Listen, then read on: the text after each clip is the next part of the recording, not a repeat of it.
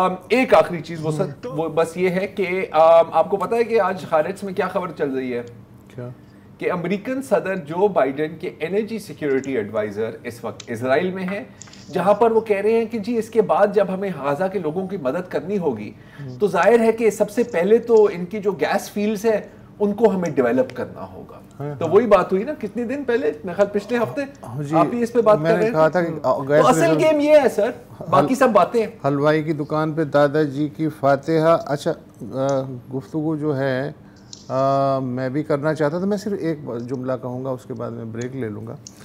کہ یہ جو جنگ بندی ہو رہی ہے جس کا ہم بھی شور مچا رہے ہیں اور پورا انٹرنیشنل میڈیا بھی کہ جنگ بندی ہونے والی، بہرحال جنگ بندی ہونا جنگ بندی نہ ہونے کے مقابلے میں ہزار درجے غنیمت ہے.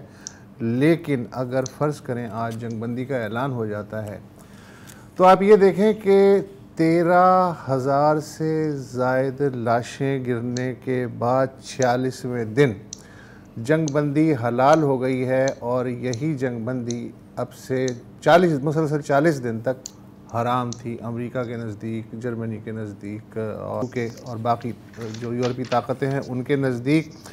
میں کیلکولیٹ یہ کر رہا تھا کہ ایک اسرائیلی جان کی قیمت کیا ہے اگر جنگ بندی ہو جاتی ہے، اور وہ بھی صرف 4 یا 5 دن کے لیے ہوگی جنگ بندی. اس کے بعد پھر غزہ کی پاؤنڈنگ شروع ہو جائے گی.